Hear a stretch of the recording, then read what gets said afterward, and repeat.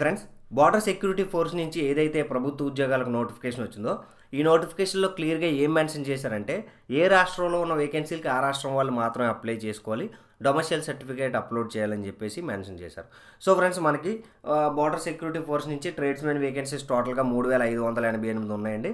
ఇందులో 3406 వేకెన్సీలు అబ్బాయిలకి, 182 వేకెన్సీలు అమ్మాయిలకి ఉన్నాయి. సో ఫ్రెండ్స్, ఇక ఇది పే స్కేల్ అనేది లెవెల్ 3లో ఉంటుంది. 21,700 నుంచి 69,100 వరకు ఉంటుంది. ఈ నోటిఫికేషన్లో ఆంధ్రప్రదేశ్, తెలంగాణకి ఎన్ని వేకెన్సీలు ఉన్నాయి, మనం ఎన్నింటికి ఎలిజిబుల్ అన్నది క్లియర్గా మనం చూద్దాం. సో ఫ్రెండ్స్, మనకి ఈ నోటిఫికేషన్లో ఏం చెప్పారంటే ఓన్లీ ఒక ట్రేడ్ వాళ్ళు ఒక పోస్ట్కి మాత్రం అప్లై చేసుకోవాలని చెప్పారు.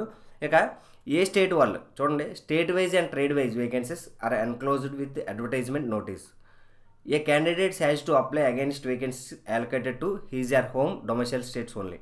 అంటే ఏ రాష్ట్రంలో ఉన్న వేకెన్సీలకు ఆ రాష్ట్రం వాళ్ళు మాత్రమే అప్లై చేసుకోవాలి. అది డొమెస్టియల్ ఖచ్చితంగా ఉండాలి. డొమెస్టియల్ సర్టిఫికేట్ మనం ఖచ్చితంగా ఆన్లైన్ అప్లై చేసినప్పుడు అప్డేట్ చేయాలి. ఇక టోటల్గా వచ్చిన వేకెన్సీలు అన్నింటిలోని కూడా మనకి కాబ్లర్ 65 వేకెన్సీలు ఉంటే ఆంధ్రప్రదేశ్కి అనేది 3 వేకెన్సీలు, తెలంగాణకు 2 వేకెన్సీలు ఉన్నాయి. ఇక టైలర్కి 18 వేకెన్సీలు ఉంటే ఆంధ్రప్రదేశ్కి ఒకే ఒక వేకెన్సీ ఉంది. ఇక కుక్ 1462 వేకెన్సీస్ ఉంటే ఆంధ్రప్రదేశ్కి 60 వేకెన్సీలు, అలాగే తెలంగాణకి 44 వేకెన్సీలు ఉన్నాయి. ఇంకా టోటల్ అన్ని వేకెన్సీలు కూడా కుక్ ఎక్కువ ఉన్నాయి. తర్వాత వాటర్ క్యారియర్ వచ్చేసి 699 ఉన్నాయి. సో ఫ్రెండ్స్, దీనికి 10th క్లాస్ వాళ్ళు అప్లై చేయాలనుకుంటే అప్లై చేయొచ్చు. టోటల్గా 31 వేకెన్సీలు ఆంధ్రప్రదేశ్లోని, 22 వేకెన్సీలు తెలంగాణలోనూ ఉన్నాయి. ఇక నెక్స్ట్ మనకి వాషర్మెన్ టోటల్గా 320 వేకెన్సీలు ఉంటే 12 ఆంధ్రప్రదేశ్కి, 9 తెలంగాణకి ఉన్నాయి. ఇక బార్బర్ చూసుకున్నట్లయితే 5 వేకెన్సీలు ఆంధ్రప్రదేశ్లోని, 3 వేకెన్సీలు తెలంగాణలోనూ ఉన్నాయి. ఇక స్వీపర్ చూసుకున్నట్లయితే 26 వేకెన్సీలు మనకి ఆంధ్రప్రదేశ్లోని, 19 వేకెన్సీలు తెలంగాణలో ఉన్నాయి. ఇక ఐటీఐ విషయానికి వచ్చేసరికి కార్పెంటర్ అనేది 1 వేకెన్సీ ఆంధ్రప్రదేశ్లోని, 1 వేకెన్సీ తెలంగాణలోనే ఉంది. 1 వేకెన్సీ ఆంధ్రప్రదేశ్లో అన్రిజర్వ్డ్లో ఉంది కాబట్టి ఏ కేటగిరీ వాళ్ళైనా అప్లై చేసుకోవచ్చు. సో ఫ్రెండ్స్, తెలంగాణ విషయానికి వచ్చేసరికి 1 వేకెన్సీ ఎస్సీ వాళ్ళకు ఉంది కాబట్టి ఓన్లీ ఎస్సీ కేటగిరీ వాళ్ళు మాత్రమే అప్లై చేసుకోవాలి. ఇంకా అన్రిజర్వ్డ్ కేటగిరీ వాళ్ళు దానికి అప్లై చేసి ఫీజు అనేది వేస్ట్ చేసుకోవద్దు. ఓన్లీ ఎస్సీ వాళ్ళు మాత్రమే ఆ పోస్ట్కి అప్లై చేయాలి. ఇక మొత్తం పెయింటర్ 5 వేకెన్సీలు ఉన్నాయి. అందులో ఆంధ్రప్రదేశ్కి కానీ తెలంగాణకు కానీ లేవు, 0.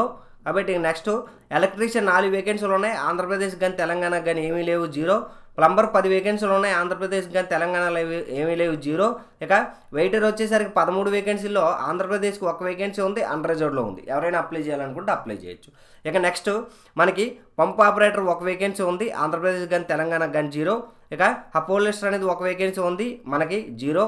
మనకి కోజీ అనేది 3 వేకెన్సీలు, మనకి 0. ఇక టోటల్ వేకెన్సీ చూసుకున్నట్లయితే 140 వేకెన్సీలు మనకి ఆంధ్రప్రదేశ్కి, 100 వేకెన్సీలు తెలంగాణకి ఉన్నాయి. సో ఫ్రెండ్స్, ఇందులో మీకు ఏమైనా అప్లై చేయాలని ఇంట్రెస్ట్ ఉంటే మీరు అప్లై చేయొచ్చు. ఇక అప్లై చేయడానికి ఫీజు అనేది 100 రూపీస్ ఉంటుంది. ఎవరైనా అప్లై చేయాలంటే అప్లై చేయండి. దీనికి అబ్బాయిలకి, ఎస్సీ వాళ్ళకి, ఎస్టీ వాళ్ళకి, ఎక్స్ సర్వీస్ మెన్స్కి ఎటువంటి ఫీజు కూడా లేదు. నాకైతే నోటిఫికేషన్లో పెద్దగా ఆంధ్రప్రదేశ్ వాళ్ళకి, తెలంగాణ వాళ్ళకి అయితే ఏమున్నట్టయితే నాకు అనిపించలేదు. Okay friends, thank you for watching. ఇటువంటి అప్డేట్స్ మరెన్నో తెలుసుకోవాలంటే ఖచ్చితంగా మీరు మన ఛానల్ని సబ్స్క్రైబ్ చేసుకొని పక్కన బెల్ ఐకాన్ని క్లిక్ చేయండి.